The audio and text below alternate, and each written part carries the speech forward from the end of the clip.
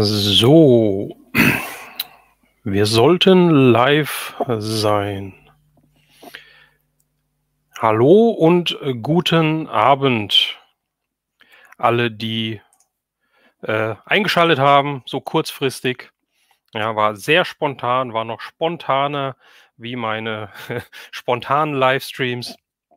Und ja, heute ist der Anlass, ich möchte euch ein bisschen was über Trading Cards erzählen, über mein neues Hobby, was ich kennen und lieben gelernt habe. Und genau, möchte euch so ein paar Details zeigen, ein bisschen was erklären.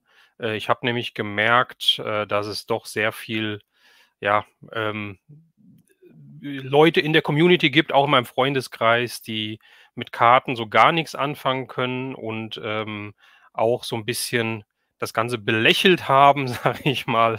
Und, da möchte ich einfach ein bisschen Aufklärung betreiben und euch beziehungsweise meine Erfahrungen, die ich in der kurzen Zeit bisher gemacht habe, einfach mal mitteilen, worauf es mir so ankommt, was ich gelernt habe und so weiter. Der Christian ist da. Christian, grüße dich. Einen wunderschönen Abend. Schön, dass du eingeschaltet hast, dass du dabei bist. Ja, und, genau. Was ich hier erzählen werde, das ist, wie gesagt, das sind meine Erfahrungen, das ist das, was ich gelernt habe, mir zusammengesucht habe. Das muss ich nicht mit eurer Erfahrung, mit euren Gedanken decken. Das ist, wie gesagt, rein aus meiner Sicht. Ja, also alles auch ohne Gewähr, wenn ich jetzt irgendwas erzähle. Wenn einer jetzt dabei ist, der im Kartenhobby schon jahrelang dabei ist und viele Sachen vielleicht mehr Erfahrung in vielen Sachen hat, dann darf er mich natürlich auch sehr gerne korrigieren und mir auch gerne Hilfestellung geben, weil ich weiß noch längst nicht alles, aber ich dachte, äh, ich werde erstmal so ein kleines Einmaleins und meine Erfahrungen weitergeben und dann schauen wir einfach mal. Es werden demnächst tatsächlich ein paar Videos wahrscheinlich zum Thema Karten kommen. Ja, da möchte ich tatsächlich ein bisschen was machen und ich würde einfach mal anfangen. Ich hoffe, ich bin gut zu hören. Ähm Christian, jawohl. Ach, Christian, siehst du, das ist Wahnsinn, ja. Ich habe es nicht vergessen, beziehungsweise ich habe es vergessen, dir Bescheid zu geben. Es tut mir wahnsinnig leid, aber ja, fand ich richtig toll. Also vielen, vielen Dank. Hat mich sehr, sehr gefreut. Wie immer, ja. Ähm, genau, und ich möchte jetzt einfach mal anfangen, und zwar mit der Unterscheidung. Und zwar die Unterscheidung im Trading Card Bereich. Denn es gibt Trading Cards und es gibt Trading Cards. Es gibt das sogenannte TCG, ja, das ist das Trading Card Game. Das sind Spielkarten, also Karten, mit denen du wirklich spielen kannst, wo es auch Turniere für gibt und so weiter. Ja, Toys und Bills, hallo, ich grüße dich. Ja, also TCG ist sowas wie Pokémon, ist sowas wie Yu-Gi-Oh!, ist sowas wie Magic oder halt auch im Sportbereich Magitex zum Beispiel. Ja, das sind alles Spielkarten, die man natürlich auch sammeln kann, die teilweise auch, wenn es der eine oder andere weiß, auch immense Werte haben. Ja, die Leute sammeln, die Leute traden, die Leute verkaufen. Und teilweise gibt es Karten, die Tausende von Euro wert sind und so weiter. Aber in erster Linie ist TCG halt ein Spiel, sage ich mal, ja. Und das ist das eine.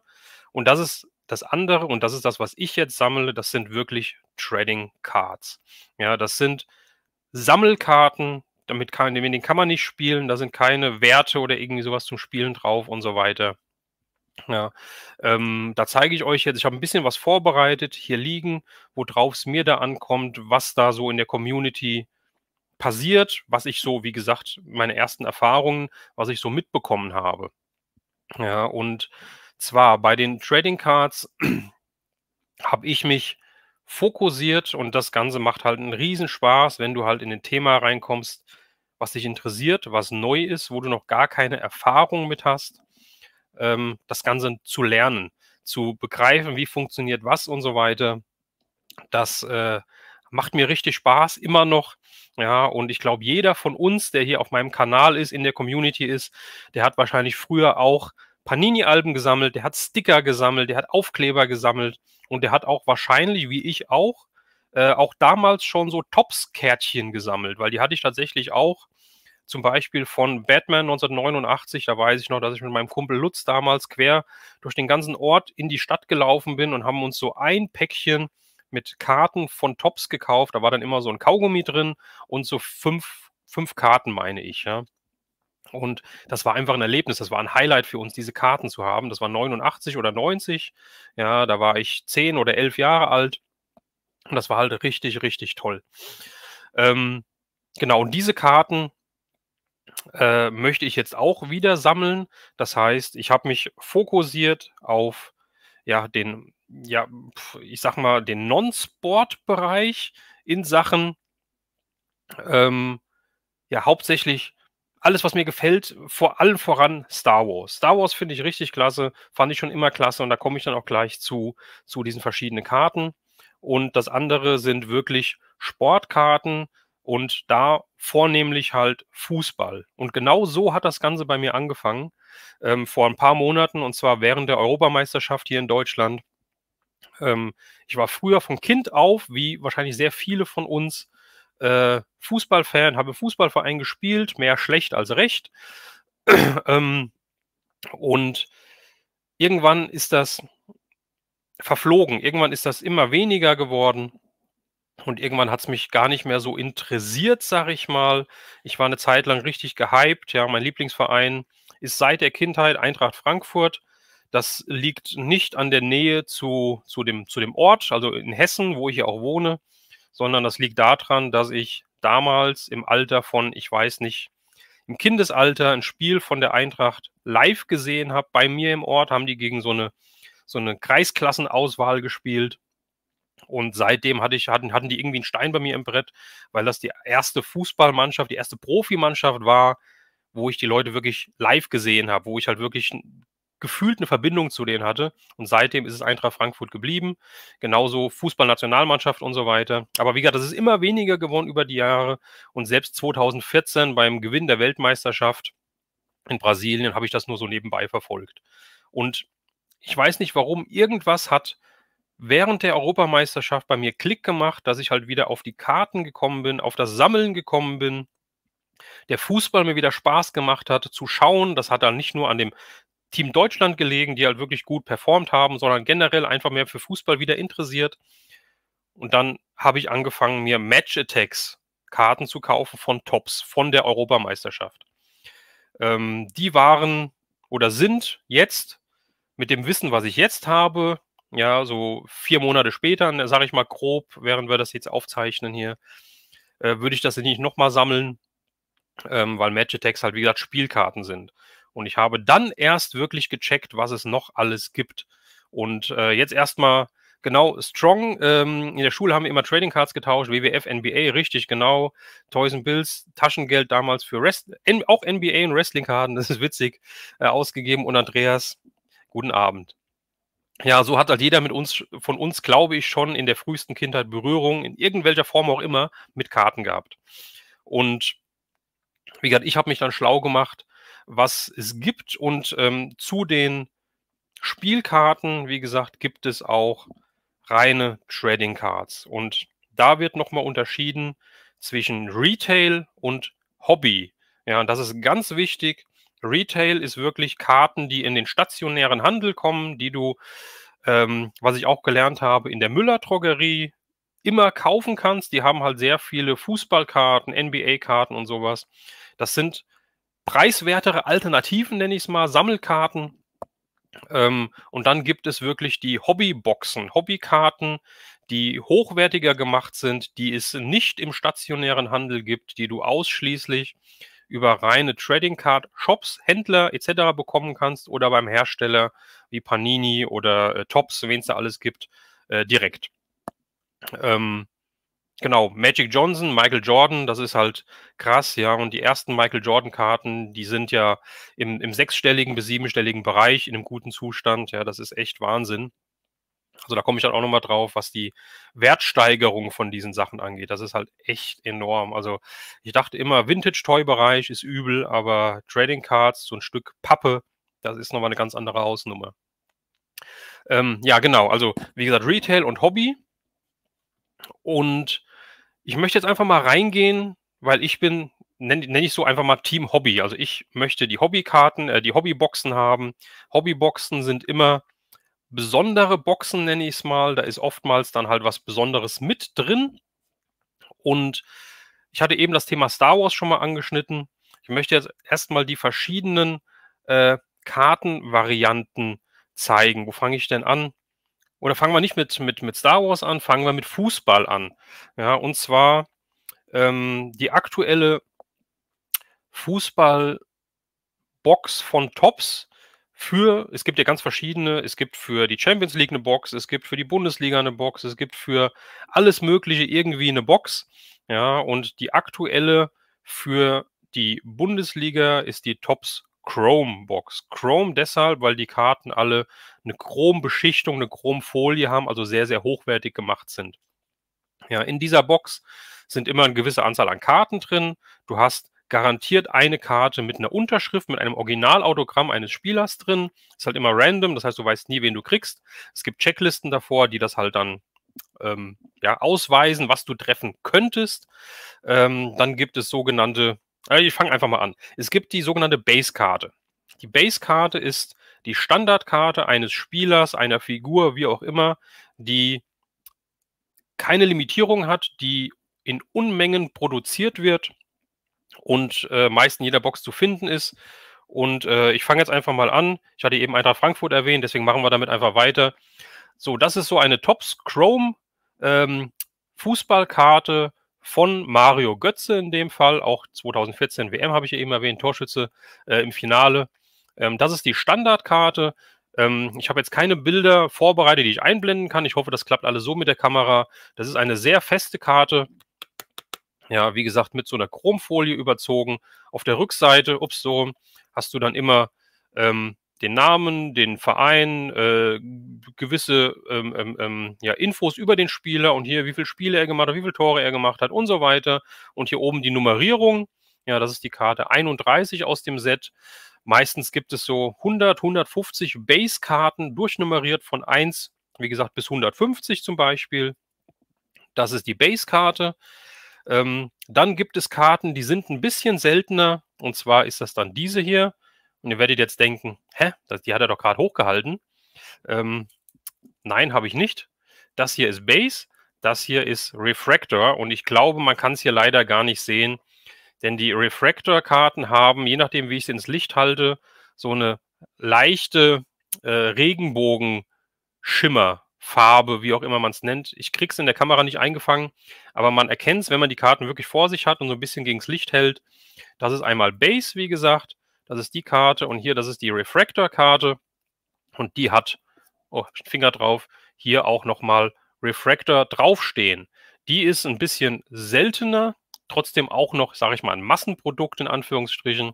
Ja, aber ein bisschen seltener wie die Base-Karte. Dann gibt es ja die gleiche Karte in verschiedenen Designs. Das hier zum Beispiel ist das Base-Karten-Design in der sogenannten, ja, das ist, glaube ich, Prism wird das genannt, in einer sogenannten ja, Schimmergrün-Folie. Ja, das ist auch wieder ein bisschen seltener, aber immer noch nicht so wirklich was Besonderes. Besonders wird es jetzt, denn jetzt kommen die Parallels, das heißt die Karten in verschiedenen Farben mit, jetzt kommt's, Nummerierung. Ich habe eben gesagt, nummeriert sind die Karten hier hinten. Die hat die Nummer 31 von 150 etc. Das hier ist nochmal dieselbe Karte, aber diesmal, wie ihr seht, in Blau. Und jetzt seht ihr hier oben auch die Nummerierung. Ja, ich habe hier hinten ganz normal die Kartennummerierung. Rückseite ist bei allen identisch hier von Mario Götze, die 31. Aber das hier ist eine Nummerierung. Die Karte hier in dem Blau gibt es 175 Mal weltweit, nicht mehr. Und ich habe die 148 von 175. Das ist eine nummerierte Karte. Die sind schon im Wert ein bisschen höher. Ja, und diese Nummerierungen gehen halt bis zu einer 1 von 1. Das heißt, ich habe die 175. Dann gibt es, die nächste Nummerierung wäre zum Beispiel, die Karte gibt es dann, ich sage jetzt einfach mal in Orange für 150. Dann gibt es in Grün für 99. In ich weiß es nicht, lila zu 50, dann gibt es sie zu Gold 25 und so weiter. Also immer kleiner werden die Limitierungen, dass es diese Farben immer seltener gibt. Und ja, bis runter zu einer One of One, einer sogenannten Superfractor, die ist dann in Gold. Da steht dann nur 1 von 1 drauf. Ja, und je geringer die Nummerierungen sind, umso wertvoller, umso einen höheren Wert hat die Karte, wenn du sie halt auch zum Beispiel traden oder verkaufen möchtest, etc. Das ist so ganz grob das zu den Standardkarten mit Nummerierung. Das ist aber noch nicht alles, denn zu den Nummerierungen gibt es jetzt auch noch, wie machen wir das jetzt am besten, Karten, die ein Autogramm, hatte ich eben schon gesagt, ein Autogramm drauf haben. Dann habe ich jetzt hier als Beispiel einfach mal den guten David Raum. Ja, ich hoffe, man kann es einigermaßen sehen. Deutscher Nationalspieler. Ja, diese Karte ist signiert. Ja, der hat die unterschrieben und zwar auf einem Sticker. Ja, das heißt, hier ist so ein Aufkleber, so eine Aufkleberfolie, die Sportler, die ja, Menschen, nenne ich mal, die da unter Lizenz stehen, kriegen von dem Hersteller, in dem Fall Topps, einen Stickerbogen oder mehrere Stickerbögen mit so 20, 30 Stickern auf dem Bogen, unterschreiben die alle, geben die wieder dem Hersteller. Der Hersteller klebt dann die Autogramme hier drauf. Ja, das ist zertifiziert von denen. Das ist die eine Variante. Die andere Variante ist ein sogenanntes On-Card-Autogramm, sprich der Spieler, der Prominente, wie auch immer man es nennt, schreibt nicht auf den Sticker und gibt den weg, sondern hat die Karte wirklich vorliegen, hat die Karte in der Hand und unterschreibt direkt auf der Karte. Das ist auch nochmal wertvoller, wenn ich es so nennen kann, oder im Preis höher angesiedelt wie so ein Sticker-Autogramm. Ja, trotzdem, wie gesagt, habe ich hier ein Autogramm drauf und der Gute ist dann auch wieder, ist auch eine Parallelkarte, denn sie ist, oh Gott, das kriegt man ja schwer hin, zu 75 nummeriert. Das heißt, diese Karte in der Farbe, in diesem lila Ton mit dem Autogramm, gibt es nur ganze 75 Mal auf der Welt. Das ist eine weitere Variante. Dann gibt es Varianten, wo eventuell, auch wenn wir beim Fußball bleiben, ein Stück vom Trikot eingenäht ist oder eingetütet ist hier. Ja, das habe ich jetzt hier zum Beispiel. Ja, hier gibt es eine Karte. Ich habe hier Jude Bellingham. Ja, die Karte ist nummeriert. Man sieht es relativ schlecht zu 40. Das heißt, diese Karte gibt es 40 Mal auf der Welt. Und hier ist ein Stück von seinem Trikot mit drin. Ja, von seinem Borussia Dortmund Trikot. Und das Schöne hier ist auch, ich weiß nicht, ob man es sieht, auf der Rückseite hier unten, da steht Match Worn Memorabilia. Das heißt, da gibt es auch nochmal Unterschiede. Dieses Stück Trikot ist wirklich von ihm während eines Borussia Dortmund-Spiels getragen worden. Ja, es gibt auch Player Worn, steht da manchmal auch drauf. Das heißt, dieser Spieler hat dieses Stück, dieses Trikot irgendwann mal angehabt, sei es zu einer Pressekonferenz, sei es zu einem Fotoshooting, eventuell auch im Spiel, muss nicht sein. Ja, hier ist es garantiert, dass dieses Stück hier, Trikot, von dem Spieler wirklich während eines offiziellen Spiels getragen wurde. Das Ganze gibt es dann auch nochmal mit Autogramm. Das heißt, ich habe es jetzt ohne Autogramm, mit Trikotstück. Das Ganze gibt es auch nochmal mit Autogramm und Trikotstück. Es gibt ganz viele Varianten. Ich möchte jetzt nicht ganz so ins Thema gehen. Aber das ist echt ich sag's mal, eine Wissenschaft für sich. Genau, das ist das. Und ja, was machen wir noch? Ich hatte die ganze Zeit eben gesagt, Star Wars, Star Wars, Star Wars. Da habe ich natürlich auch noch Karten. Und da ist es das Beispiel dasselbe, wie es halt hier mit dem Fußball war. Ich habe Star Wars, ich habe hier mal die Box, Star Wars Chrome 2024. Ich finde die Chrome-Karten am hochwertigsten. Ich finde die richtig toll. Deswegen hier als Beispiel Star Wars Chrome 2024, das aktuelle Set, was jetzt schon schwer zu bekommen ist mittlerweile. Ja, und hier steht auch drin, hier ist garantiert ein Autogramm, eine Karte mit Autogramm drin.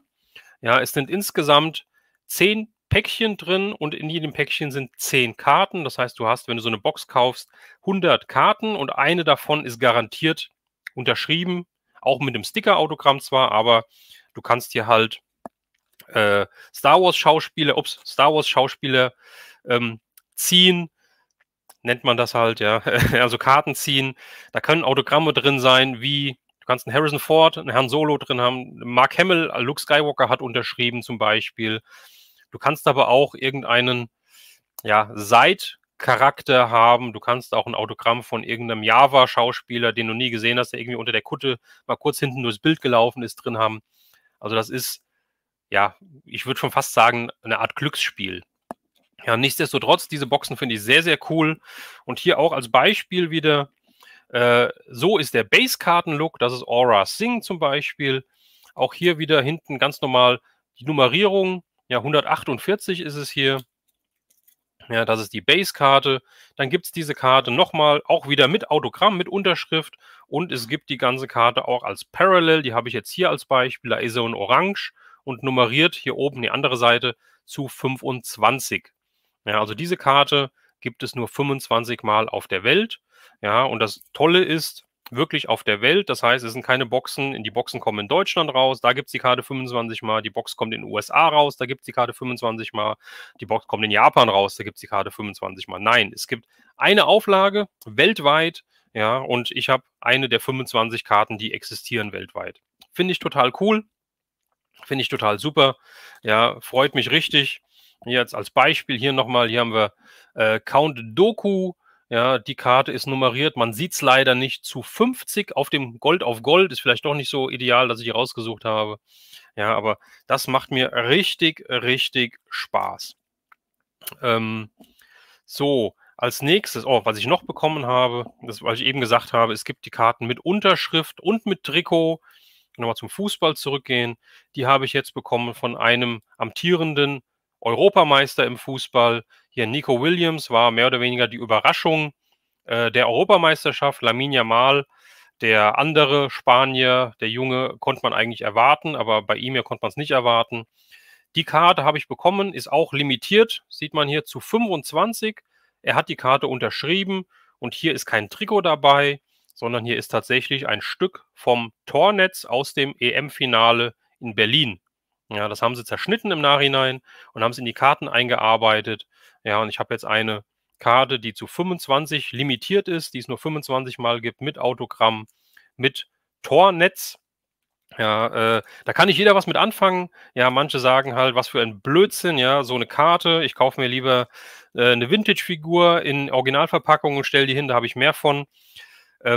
Mich reizt das ganze Thema halt ungemein aktuell und deswegen finde ich es so spannend und deswegen wollte ich halt auch unbedingt diesen Stream hier mal machen, einfach mal zu sagen, über den Tellerrand rauszuschauen, was gibt es noch?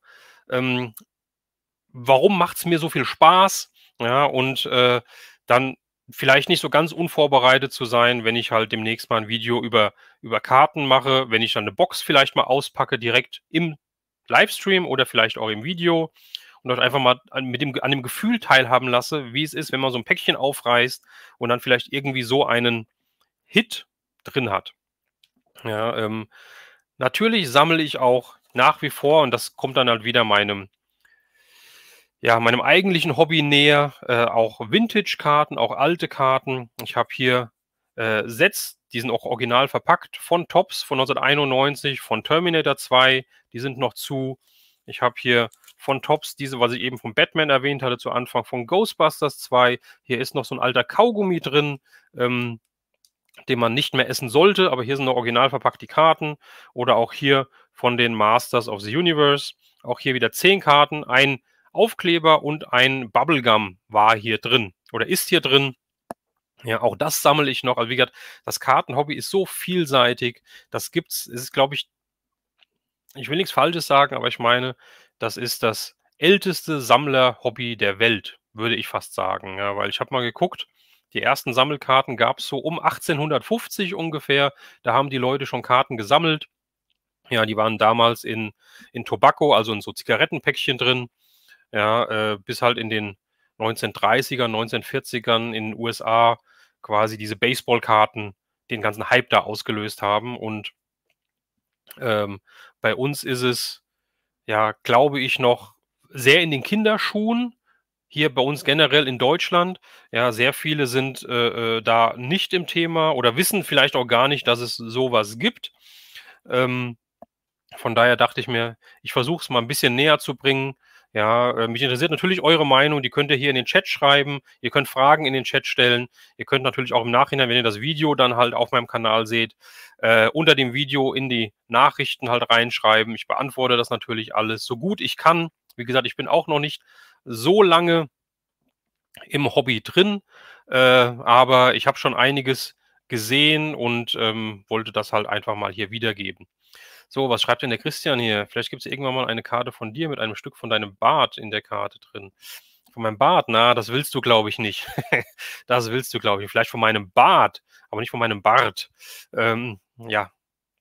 Und Briefmarken sammeln ist bestimmt auch alt. Ja, genau. Briefmarken, Münzen und sowas halt. Ja, ich glaube, das ist halt wirklich, wirklich alt. Aber auch, wie gesagt, dieses Trading Card Thema, wenn es halt wirklich um diese Pappkärtchen geht, ja. Toys and Bills, kannst du sagen, wo du deine Boxen kaufst? Das ist unterschiedlich. Also, ich habe, ähm, jetzt muss ich gerade überlegen, die meisten Boxen natürlich kannst du die auf eBay kaufen, wie unser geliebtes Spielzeug halt auch, aber meistens ist es da ein bisschen teurer. Ich habe bei mir tatsächlich hinter Frankfurt, also ein Stück, so 40 Kilometer von mir ungefähr, habe ich einen Trading Card Shop, der diese Boxen anbietet, hauptsächlich Sport. Aber nichtsdestotrotz, habe ich da auch schon einige Fußballboxen gekauft. Und ich gucke gerade mal, ich hatte hier, glaube ich, ne, hatte ich was vorbereitet? Ne, hatte ich nicht. Also, es gibt den einen oder anderen Shop, ja, als Beispiel, ähm ich gucke gerade mal, ich muss gerade mal gucken, wie sie sich, nennen. Und zwar ist der genau, es gibt einmal German Trading Cards. Ja, das sind die Jungs aus Richtung Frankfurt, da wo ich hinfahre. German Trading Cards haben auch eine Webseite, haben 'n Onlineshop und einen Store wirklich, wo du hingehen kannst. Es gibt Collector City gibt es, das kann ich gerne alles in dem Video später unten mal verlinken. Die sitzen wirklich in Frankfurt, in Eschborn, ja, haben einen Showroom, aber keinen Verkaufsladen, aber 'n Onlineshop.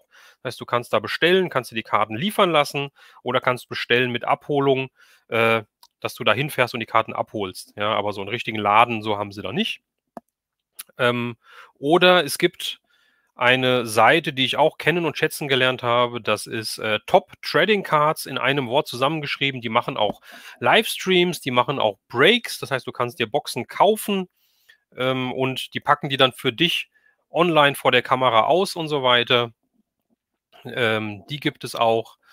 Und, ja, das sind so 3 Stück, die ich kenne. Den B Brothers Store gibt es. Ich weiß nicht, ob ihr die von den B Brothers schon mal gehört habt. Sind auch auf YouTube vertreten, sind, in Nähe Düsseldorf, Örtchen neben Düsseldorf, ja, ansässig, haben einen Laden, der muss richtig geil sein, da war ich noch nicht, aber in den Videos sieht man immer was von dem Laden, da möchte ich unbedingt mal hin. Also, auch richtig sympathische Jungs. Ja, macht richtig Spaß, dazu zu gucken. Genau, Telefonkarten, genau, gab's auch mal. Das war auch mal was, was, auch wie Briefmarken, glaube ich, und wie Münzen und wie Ü-Ei-Figuren und sowas halt, alles seine Zeit hatte, aber jetzt gefühlt nichts mehr wert ist. Und, ich glaube, bei Trading Cards ist das was anderes. Ja, auch im Gegensatz zu unseren Spielzeugen, glaube ich. Ich glaube tatsächlich, dass die Toy-Community, ja, so wie wir sie kennen, endlich ist. Ja, einfach aus dem Grund, da wir immer älter werden, da wir das geliebte Spielzeug aus unserer Kindheit weitergeben vielleicht, aber derjenige, dem wir es geben, der kann damit nichts mehr anfangen. Das mag nicht auf alles zutreffen. Es gibt mit Sicherheit auch jüngere Generationen, die die alten Toys toll finden, aber der große Hype, glaube ich, der wird mit uns vorbei sein und somit wird dann auch der Preis oder der Wert der Sachen in die Knie gehen. Ich meine, eigentlich kann es einem egal sein, ja, in Anführungsstrichen, wenn man nicht mehr da ist, dann kann man das Geld auch nicht mehr ausgeben oder was weiß ich was. Aber, ich glaube wirklich, dass das absehbar ist. Das ist auch ein Grund, wieso ich einiges meiner Toys jetzt abgestoßen habe, weil ich einfach für mich gemerkt habe, ich habe viel zu viel Ich habe wirklich viel zu viele Sachen, viel zu viel querbeet, ähm, was mich gar nicht mehr erfreut. Deswegen habe ich ein bisschen das Ganze, kompakter gestaltet, ja, habe ein bisschen Sachen abgegeben, habe das Geld ein bisschen beiseite gelegt, habe auch was anderes in Karten investiert und so weiter. Und ja, das Kartenthema ist so ein Ding für sich. Es gibt, ähm, Sammler, es gibt Investoren fast schon, kann man sagen, ja, also, Leute, die halt wirklich Karten kaufen, um Gewinn damit zu machen. Und das ist auch ein komplett anderes Thema wie im Toy-Bereich, sage ich mal, weil bei den Karten ist das, ja, wie sagt man das denn, anerkannt? Kann man das so sagen? Ich weiß nicht. Ich denke schon, man kann's so sagen, bei den Karten ist es anerkannt. Da wird halt wirklich mit gehandelt und den Wert der Karte, wenn jemand haben will, wird auch, ja, bezahlt, nenne ich es einfach mal. Das ist bei den Toys ein bisschen anders. Ja, was ich so über die Jahre als Vintage Toy Collector gemerkt habe, da ist doch einiges teilweise an, ich will nicht sagen Neid oder Missgunst da, aber es ist schon so ein bisschen, alles ein bisschen mit einem 'n bisschen zwiespältig gesehen, sage ich mal, ja. Wenn du halt irgendwas hast, was du, ja, verkaufen willst, verkaufen musst, wie auch immer, dann ist es oftmals so, dass da sehr gehandelt wird, ja, auch wenn du einen reellen Preis angibst. Und das hast du bei den Karten eigentlich nicht, weil bei den Karten ist es auch so, dass die Preise sehr, sehr stabil sind, dass du die Preise sehr gut vergleichen kannst und, den Wert der Karte, der wird halt auch bezahlt, ja. Hört sich ein bisschen blöd an. Ich will jetzt auch gar keine negative Stimmung hier verbreiten gegen irgendwas, aber das ist so meine Erfahrung, die ich halt gemacht habe. Und wie gesagt, nochmal, es ist nur meine Erfahrung. Es sind meine, ähm, Dinge, die ich so erlebt habe und so. Von daher, äh, wenn ihr das anders gesehen habt, alles gut, alles gut. Ja, das ist so, wie gesagt, das, wie ich's gesehen habe. Und, ich habe hier noch was liegen, das möchte ich auch gerade noch mal zeigen, weil es noch was ich vergessen habe. Äh, Wie gesagt, ich sammle hier auch nicht nur Vintage, sondern ich sammle auch neue Sachen und ich zeige euch noch mal, was es so geben kann. Und zwar, Star Trek Strange New Worlds, die Serie feiere ich total, finde ich wirklich nach der Originalserie und nach Next Generation wirklich die beste Star Trek-Serie, die es bisher gab. Ja, und da gab es auch oder gibt es auch eine Box, die man sich kaufen kann, die noch hier und da verfügbar ist zur Staffel 1. Und aus dieser Box habe ich, gezogen quasi, äh, man sieht's halt nicht ganz so gut, eine Karte mit 2 Patches von der, Ärztin von Chapel und von Spock. Hier sind 2 kleine Ausschnitte von deren Kostüm, ja, original getragenes Kostüm, ja, von den beiden aus der Serie. Die Karte habe ich gezogen. Dann habe ich eben schon mal Autogrammkarten gesagt und auch das Wort On-Card-Autogramme genannt. Und das ist bei den Karten so. Hier gibt es On-Card-Autogramme, das heißt, der Schauspieler hat die Karte in der Hand gehabt und hat sie unterschrieben und es wurde nicht nur ein Sticker draufgeklebt. Und das ist auch ein sogenanntes Inscription-Autogramm. Das heißt, er hat hier unten seinen Namen hingekritzelt, ja, aber er hat noch einen kleinen Satz dazu geschrieben. Ja, ein sogenanntes Inscription-Autogramm finde ich sehr, sehr cool. Das hier habe ich. Und was man auch als, ja, vielleicht sogenannten Case-Hit, sage ich mal, ziehen kann aus diesen Boxen, sind Sketchkarten. Sketchkarten heißt, es ist eine Karte, die ein Künstler vorne bemalt, gezeichnet, wie auch immer hat. Ja, das sind Unikate, davon gibt es nur eine auf der Welt und da habe ich auch Chapel gezogen. Ja, also diese Karte ist hier gezeichnet von einem Künstler, gibt es nur einmal auf der Welt. Ja, und hinten drauf steht nochmal: „Congratulations, you have, just received a hand-drawn Star Trek Strange New Worlds sketch card." Ja, unten ist der Künstler drauf. Ja, das ist halt was sehr, sehr Schönes. Ja, das wollte ich euch auch noch mal zeigen. Das gibt es auch. Ähm, und ach ja, Christian, sehr, sehr schön.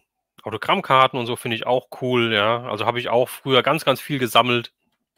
Ja, und das Ganze jetzt zu vereinen mit Trading Cards, mit Autogrammen und so, mit dem Hobby, mit Star Wars, mit Vintage-Karten, finde ich richtig cool. Auch, wie gesagt, neue Sportkarten und so weiter. Ähm, Auch aktuell ganz neu und auch recht kostspielig, muss ich sagen, weil es ist auch immer eine Frage, was bist du bereit auszugeben? Ja, das ist bei Vintage Toys dasselbe. Wenn ich einen schönen Mock haben will von Masters of the Universe, dann bin ich im mittleren dreistelligen Bereich. Und bei den Karten kannst du das auch mal ganz schnell sein, mit der Gefahr hin, dass du dir eine Box kaufst und ja, nicht das drin ist, was du dir erhoffst. Kann natürlich sein. Also, so 'n bisschen wie Lotto, wie Glücksspiel, habe ich ja eben schon gesagt. Ja, und aktuell auch wieder Topps. Ihr habt schon gehört, Topps ist so der Leader in dem Bereich, hat vor Kurzem eine Marvel-Box rausgebracht, ja. Marvel Comics, nicht zu den Filmen, sondern zu den Comics eine Box rausgebracht. Und da habe ich auch ein paar Kärtchen mittlerweile. Ich habe mir diese Box nicht gekauft, weil diese Box mit, lass mich lügen, keine Ahnung, ich glaube 40 oder 50 Karten, ja, kostet um die 500 € mittlerweile, wenn man sich die kauft, ja. Und dann kauft man sich diese Box, macht sie auf, packt die Tütchen aus und hat dann vielleicht nichts Gescheites drin, ja. Wenn man die Base-Karten sammelt, wie gesagt, ist das kein Problem, dann freut man sich darüber. Ich möchte keine Base-Karten sammeln, ich möchte halt das Besondere sammeln. Das ist so ja, vielleicht mein Untergang, ich weiß es nicht. Aber ich möchte tatsächlich die limitierten Sachen sammeln. Ich möchte die Sachen sammeln, die es nur eine gewisse Anzahl auf der Welt gibt. Ja, und deswegen habe ich mir von der Marvel-Box keine gekauft. Die wäre mir auch viel, viel zu teuer gewesen, sondern ich habe mir hier und da vereinzelt in Facebook-Gruppen und so weiter einzelne Karten geholt, die ich toll finde. Ja, und zum Beispiel hier haben wir eine Topps Chrome-Karte von Vision. Ja, ich finde, die sehen so toll aus. Kamera fängt es leider nicht ein, wie schön die sind, aber man sieht unten die Nummerierung neben dem Marvel. Die ist zu 399 nummeriert und ich habe die Nummer 204 von 399. Mehr Karten in diesem Design oder von diesem Parallel hier gibt es nicht. 399 und das, wie gesagt, weltweit. Das als Beispiel noch dazu. So, dann habt ihr vielleicht gesehen, da kommen wir noch mal da drauf, dass ich die Karten mal so zeige und mal in der Hülle zeige et cetera. Ja, ähm, wenn man Wert auf einen schönen Zustand legt, ja, und die Karten direkt aus der Box, aus 'nem Tütchen und so weiter holt, dann, packt man die auch oder dann schützt man die auch, sagen wir mal so. Dann schützt man die auch und zwar, wie machen wir das denn hier? Nehmen wir als Beispiel nehmen wir den guten David Raum, ja. Hier habe ich die David Raum-Karte, die habe ich halt erste Mal so in so ein Sleeve gepackt, ja, dass da nichts drankommt. Und nachdem die in dem Papiertütchen drin ist, aber das Papiertütchen nicht wirklich stabil ist, gibt es dann nochmal sogenannte Toploader in verschiedenen Stärken, je nachdem wie dick die Karte ist. Ja, und dann kann ich die Karte nochmal in den Toploader reinpacken. Ja, und dann ist die Karte stabil gesichert, da passiert nichts mehr. Natürlich gibt es noch andere Varianten. Man kann die in so einen Binder reintun, also in einen Ordner reinstecken. Dann braucht man vielleicht diesen Toploader nicht, etc. Es gibt sowas hier wie bei der Karte, die ich gezeigt habe. Das sind sogenannte Magnetholder. Ja, da ist jetzt hier der Aufkleber drauf, aber normal kann ich das dann aufklappen. Ja, pack die Karte rein, mach wieder zu. Das ist ein Stück wirklich Plastik, wie so ein Case für so eine Figur auch, ja, wo ich die reintun kann, wo sie geschützt ist. Das dazu und ja, das ist das eigentlich. Und was dann noch vielleicht noch erwähnenswert ist, sage ich mal, ach, hier habe ich noch mal was Schönes.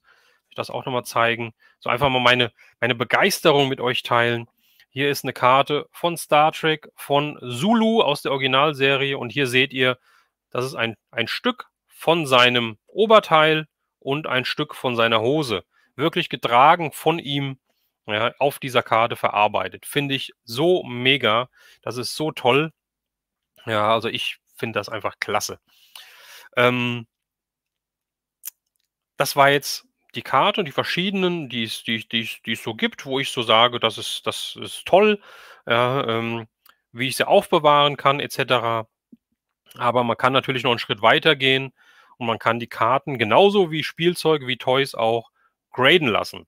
Ja, ich kann die Karten zu einer Grading-Firma schicken. Die Karten werden von der Firma offiziell bewertet. Ja, und beim Grading muss ich sagen, gibt es ja, verschiedene Hersteller oder verschiedene Firmen, die das anbieten.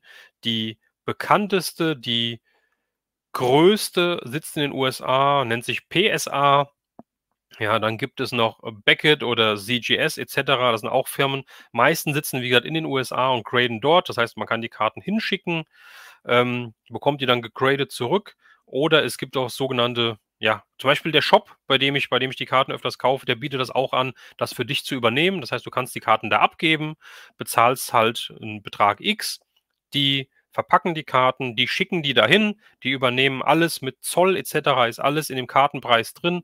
Die Karte kommt zurück, die schicken sie dir zu oder du fährst hin in den Shop und holst sie wieder ab. Das heißt, du musst dich nicht um das Verschicken ins Ausland kümmern. Ja, und Grading ist zum einen natürlich ganz klar eine Wertsteigerung, eine Bewertung der Karte, eine Wertsteigerung, ein Spekulationsobjekt, sage ich mal. Zum anderen ist sie halt dann auch in einem Case wirklich geschützt. Wie gesagt, genauso wie mit Figuren, wie mit Vintage Toys oder mit anderen Toys halt auch. Ja, und beim Grading der Karten allerdings gibt es anders wie bei den Toys, wo man noch so ein bisschen, ja, wo ich auch selbst immer noch so ein bisschen denke, wie wird denn das bewertet? Wie ist denn da die Grundlage? Es wird bei Spielzeug wird bei einem original verpackten Spielzeug wird die Figur, der Paintjob bewertet, es wird die Blisterkarte, die Karte bewertet und es wird die Bubble, also der Blister bewertet. Ja, und alles zusammen gibt dann halt eine Endnote. Die kann dann entweder halt in Prozent sein oder in der Skala von 1 bis 10 et cetera. Bei den Karten ist es so, dass die eigentlich von 1 bis 10 bewertet werden. Ja, wobei 10 die Top-Note ist, das heißt, die Karte ist clean, die Karte ist super. Ja, und bei den Karten kann man es auch besser, finde ich, nachvollziehen. Karten werden bewertet, einmal dahingehend, nehmen wir gerade nochmal hier, nehmen wir die gute, die habe ich auch gerade hier liegen, die gute Leia Organa.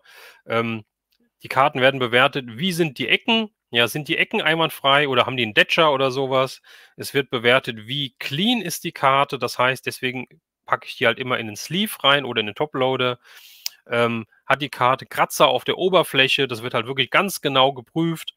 Ja, dann wird geguckt, wie ist das Centering der Karte? Also ist das wirklich, das ist bei der Karte hier ein bisschen ein blödes Beispiel. Aber wirklich, ist das Bild wirklich in der Mitte oder ist es ein bisschen, ist der Rand, wenn ein Rand um die Karte ist der Rand ein bisschen versetzt, ist der drüben breiter wie da und so weiter. Das gibt halt Abzüge in der Note, in der Benotung, ja. Und im Idealfall, wenn alles super ist, kriegst du eine sogenannte PSA 10. Ja, und das wäre jetzt als Beispiel jetzt hier die Karte, habe ich jetzt einfach mal, das ist LeBron James. Das ist eine Karte im PSA. Case, sage ich mal, die ist ich bin immer wieder falsch spiegelverkehrt hier, von 2022 von der Firma Panini Donruss. Ja, der Spielername steht hier drauf. Es steht drauf, was für eine Karte es ist eine Splash Purple Insert. Das heißt, das ist keine nummerierte oder sowas. Es ist aber eine Variantenkarte. Ja, und hier drüben steht, es ist die Kartennummer 15. Das ist die Nummer der Karte halt. Ja, und dann steht Gem Mint und eine 10. Ja, und die Nummer der Karte und die kannst du halt dann bei PSA online ins Archiv eingeben und kriegst sofort diese Karte angezeigt. Das ist eine 10 bewertet, das heißt, sie hat die Bestnote bekommen, diese Karte. Ja, und die ist jetzt schön konserviert in diesem Case hier. Ja, und das mache ich tatsächlich auch mit einigen meiner Karten, die ich halt einfach schützen möchte. Zum anderen sieht es halt, finde ich, wunderschön aus, wenn die so ein bisschen im Regal stehen. Ja, und natürlich freut man sich, da würde ich lügen, wenn es nicht so ist, wenn ich da auch eine 10 dran stehen habe, dass diese Karte halt wirklich im Top-Zustand ist. Ob ich die jemals verkaufen möchte, spielt für mich erstmal keine Rolle. Ja, aber einfach dieses Ding zu haben, da stehen zu haben, finde ich halt richtig, richtig toll. Ja, das ist so das, was ich einfach mal loswerden wollte. Ja, wie gesagt, wenn ihr Fragen habt, dann schreibt sie gerne hier unten in die Kommentarspalte. Toys and Bills, stellst du besondere Karten auch ins Regal? Es gibt auch so spezielle Halter. Ja, habe ich. Ich habe einfach so Aufsteller mir geholt. Ich habe so Acryltreppen. Ja, vielleicht sieht man es hier hinten so, da so ein bisschen. Man sieht es nicht so richtig. Da sind eigentlich so Acryltreppen so ein bisschen. Oder es gibt halt auch so kleine Aufsteller.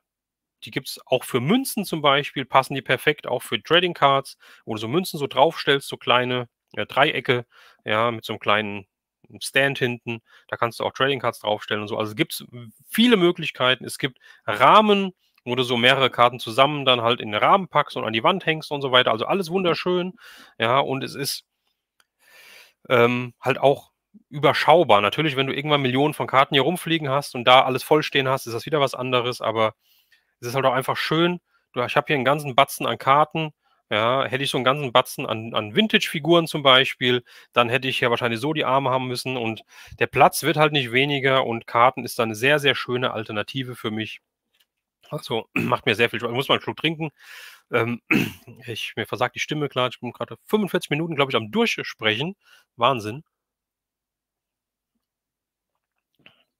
Ja, also wie gesagt, das ist so ein kleiner Einblick in mein Seelenleben, in mein Trading Card Leben, den ich euch noch mitteilen wollte. Wie gesagt, es wird demnächst ein Video kommen, da packe ich was ganz Tolles aus, für mich was ganz Tolles. Ähm, und zwar hat es auch wieder mit Fußball zu tun. Ich habe es jetzt noch nicht ausgepackt, es steht noch hier, aber ich werde es demnächst auspacken und dann auch ein Video davon machen und auf meinem Kanal hochladen.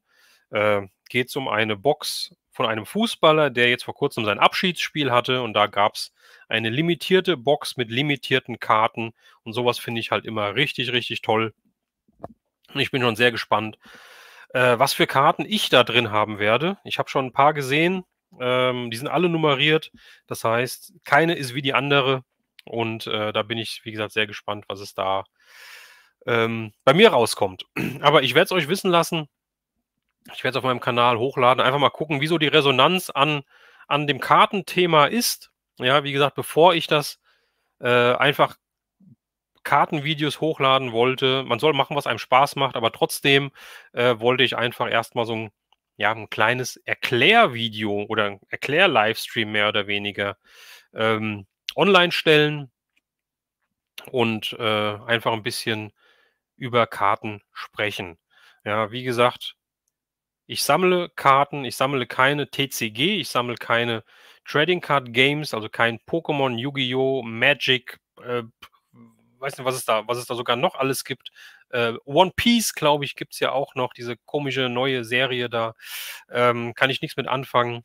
Aber gibt es genug Sammler, die das sammeln, die damit spielen, aber auch sammeln. Und bei mir geht es halt wirklich um die Trading Cards selbst, um die Nicht-Spielkarten. Da Non-Sport-Bereich, hauptsächlich Star Wars, aber auch alles, was mit Film und Serien zu tun hat, finde ich richtig cool. Und wenn da eine Box rauskommt von irgendwas, die mir gefällt und das preislich im Rahmen liegt und man kann immer vorher gucken, äh, was für Karten sind das, wie ist das Design der Karten, was gibt es vielleicht für Charaktere, wenn die uninteressant sind und ich die Serie mag, aber nur uninteressante Charaktere drin sind, dann brauche ich mir die Box nicht zu kaufen. Sind da Autogramme drin? Wenn ja, wen könnte ich denn da bekommen? All das ist so ein Ding, wo ich dann nachdenke, hole ich mir da was oder hole ich mir nichts? Und das ist das eine. Und das andere sind Sportkarten. Ich habe jetzt gerade LeBron James in die Kamera gehalten, also ein Basketballer. Hauptsächlich ist es bei mir Fußball. Ähm, Fußballkarten, aber so ein Teil natürlich halt auch die Highlights. Wenn ich jetzt einen LeBron James, wenn ich einen Michael Jordan bekommen könnte, ja, dann würde ich mir den wahrscheinlich auch holen. Ja, aber sonst vornehmlich Fokus auf den Fußball. Und da, wie gesagt, nicht auf Basekarten. Ja, die Basekarten würde ich immer wieder weggeben, die würde ich vertauschen. Es sei denn, es ist eine, die mir besonders so toll gefällt, dass ich sie behalten möchte, was bisher noch nicht wirklich der Fall war, sondern wirklich Sonderkarten, limitierte Karten, Autogrammkarten, Karten mit Stück von irgendeiner Bekleidung drin und so weiter. Halt, das finde ich halt spannend. Karten, die nummeriert sind auf eine gewisse Anzahl, wie gesagt, die es nur so und so oft auf der Welt gibt. Genau. Ich glaube, viel länger möchte ich es auch gar nicht heute machen. Ja, wenn ihr Fragen habt, dann haut sie jetzt in den Chat rein. Ansonsten, ich warte noch mal einen kleinen Moment. Ansonsten könnt ihr natürlich auch, das Video ist dann im Nachhinein auch auf dem Kanal online, auch da jederzeit noch mal in die Nachrichten oder unter dem Video die Nachrichten reinschreiben und da Fragen stellen und so weiter. Freut mich, wenn ich euch ein bisschen die Trading Cards näher bringen konnte. Ja, wenn ihr vielleicht auch mal 'n bisschen 'n Einblick bekommen habt, was es da so gibt oder ja, es gibt natürlich noch viel mehr, aber was ich so sammle, sagen wir mal so. Und ja, es kommen keine Fragen aktuell. Dann würde ich einfach sagen, Leute, vielen Dank fürs Zuschauen. Ja, ich wünsche euch ein wunderschönes Wochenende. Es ist Freitagabend. Genießt das Wochenende. Das Wetter soll ja toll werden. Ja, also zwar ein bisschen frisch vielleicht, aber es soll die Sonne scheinen. Es soll nicht regnen, zumindest bei uns nicht, ja, was ja die letzten Tage permanent getan hat. Also auf ein tolles Wochenende, Leute. Lasst es euch gut gehen und dann freue ich mich, wieder von euch zu hören, von euch zu lesen und wir sehen uns dann bei einem der nächsten Videos.